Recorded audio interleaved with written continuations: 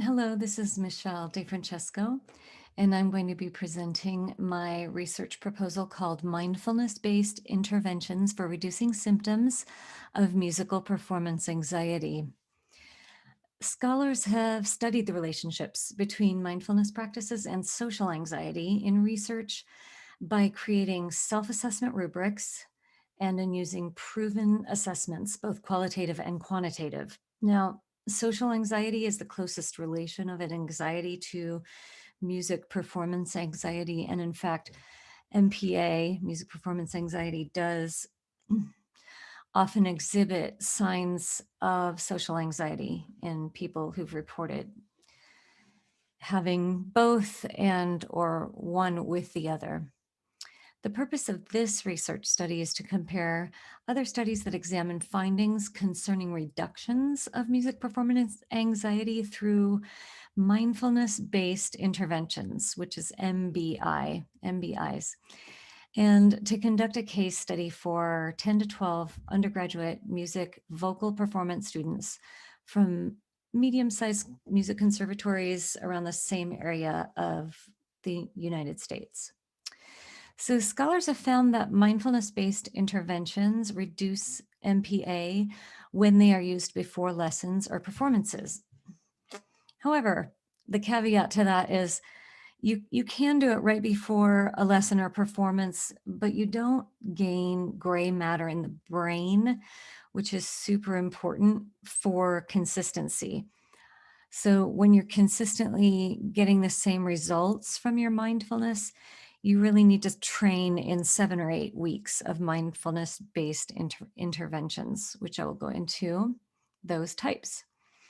I'll also discuss definitions of mindfulness and MPA, as well as in my paper, I discuss historical cultural modifications of mindfulness, and in the paper, I'll investigate student perceptions of mindfulness related to experiences they may have with social anxiety. So,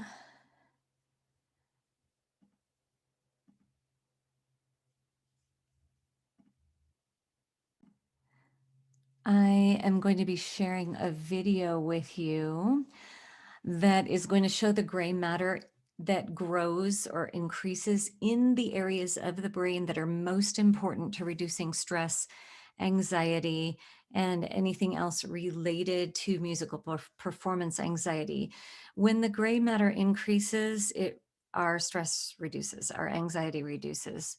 So I will play this for you. It's physical structure. I must say, I hate being locked in confined spaces. Not looking forward to this. So I've come for an MRI to have some before and after brain structure scans. This next one is going to go for about 6 minutes. Try not to think of anything, just let your mind go blank. Recent research from Harvard University showed that just 8 weeks of meditation can physically change the structure of the brain. Everything we do affects the brain. So any skill we learn, anything we practice will change the way our brain is structured. So over time, if you're repeating a practice, for example, mindfulness, it's going to strengthen certain connections in the brain and change the grey matter, for example, volumes of the brain. Grey matter is the darker tissue of the brain, where most of the nerve cell bodies are. The Harvard research found that grey matter increased in key areas such as the hippocampus, prefrontal cortex, and temporoparietal junction. And these are parts of the brain that help us to remember, to focus, to learn, to inhibit impulses and regulate our emotions. If we sat there daydreaming for 20 minutes, we'd be strengthening a different part or different parts of the brain. And we get to choose what we want to strengthen. We've got a use it or lose it brain. Now, it is early days for a lot of this research, but the possibility of meditation changing the structure of my brain certainly sounds exciting. I have to wait 8. Okay, so I stopped the video just as he was going into another subject there. But as you can see, then the increases of the gray matter do relate directly to anxiety And isn't it incredible that we have such a system where we could go into it? That's an fMRI machine, and it's the newest technology that we have for brain scans. But how far we have come, and more, the more research that we get, and the more scans and the more technology that we get, the more we're going to know definitively whether or not certain practices will help us reduce our anxieties, our music performance anxieties. And it is wonderful that we could use something like mindfulness that is not very invasive in our bodies at all. It's very healthy for our bodies, instead of being prescribed medications such as beta blockers or anti-anxiety medications or even antidepressants, which is sometimes what happens when musicians go to doctors because they're really freaked out about performances on a regular basis, or lessons for that matter. So in this slide, I'm showing you some of the problems that I will be discussing in my research proposal. The first one is that many musicians struggle with MPA, and it's just a matter of general knowledge that they do. So like I just mentioned, the issue is that we don't want to be drugged up all the time. Some people even dose themselves with alcohol, and these are not really well suited for our brains, for our bodies, or for our performances. And so that's the first issue. The second issue are definitions. The definitions here, music performance anxiety and mindfulness, neither of them have an agreed upon scholarly definition. So for this study, I will use terminology from the American Psychological Association Dictionary of 2020, defining MPA as music performance anxiety that associates fears of freezing during performance, being humiliated, and perceiving unfavorability from audiences. That's how Barbra Streisand felt for 27 years. She did not get on the stage. She just performed in studios. And I think she was totally fine with that, just one person with her, but she was not able to make it up on the stage. So further, I will define MPA as a social phobia that can be genetic, environmental, and individualized through experience, emotions, cognitions, and behaviors. And that comes from Diana Kenny in 2011 and the APA Dictionary of 2020. Mindfulness as well has no scholarly definitional consensus. And in my paper, I will discuss the various definitions of mindfulness and the definition that I will use. But I want to talk a minute about the history of mindfulness. It comes from Sanskrit about 2,500 years BCE, before the Common Era. And so the Sanskrit words are smrti and sati, and they mean similar things to what mindfulness means today in the Western world, but they were based on Buddhist meditations and emptying of self, and but also being present in the moment, which is how mindfulness has come to for us to understand in the Western world. And John Kabat-Zinn was one of the key people who brought this to the Western worlds and then to the United States. He is a PhD and a professor, and he does just tons of research on mindfulness, but he's also the one who began mindfulness-based stress reduction. So mindfulness-based stress reduction is a mindfulness-based intervention that is an 8-week course. And mindfulness-based cognitive therapy is another type that is also 8 weeks. That one was developed by Dr. Zindel V. Segal, who was born in 1956, Mark Williams, 1952, and John Teasdale, 1950. Those are their birth dates.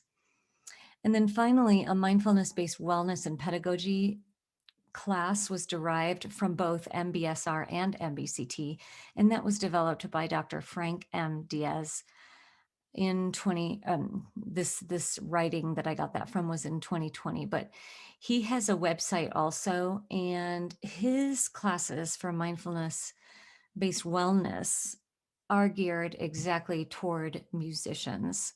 So he saw the need for mindfulness for musicians to reduce stress and anxiety and other things so that they could perform well.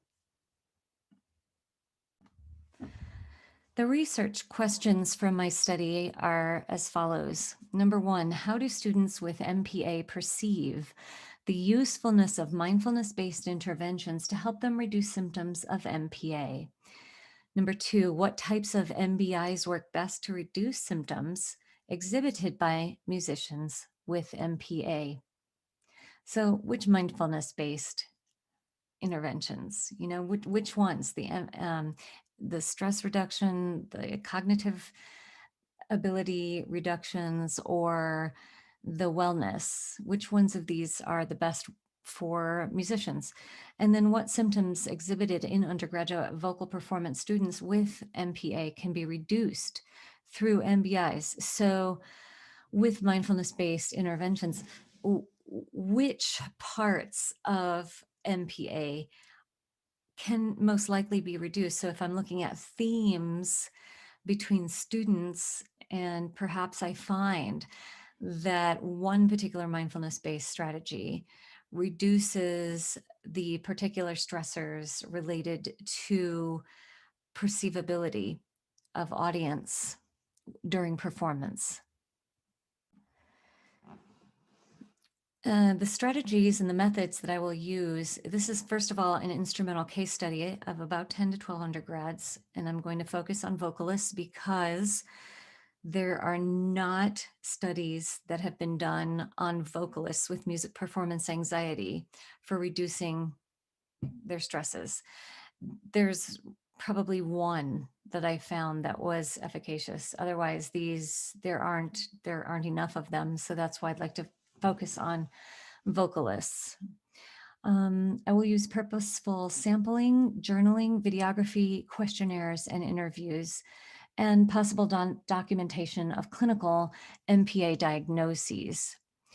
I'd like to have one other researcher who is trained in mindfulness techniques of some sort and who also has experience conducting case studies and is a musician. Tall order, but I think I can find it. I will use a 5-facet mindfulness questionnaire pre and post study, and a 7-week mindfulness-based practice such as MBSR for at least 30 minutes a day with the journaling, video observations, and the rest of the things that I talked about. And my analyses will be based on themes that are found across people. So the people in the study, the students in the study, I'm going to see what are the themes that arise that are consistent across each person. And then I'm going to ask them questions and find out if there are other answers that arise that I can also code. All of these things will be coded. And then finally, I'm going to use specific kinds of words and quotes that may help them think about performing and get their take on how they feel, what kinds of feelings come up in them when I bring up certain words pre and post mindfulness based strategies. So thank you very much for listening. I hope you have a good morning, and I will see you later today. Thanks. Bye. Oh, if you have any questions, please let me know, or comments. Thank you.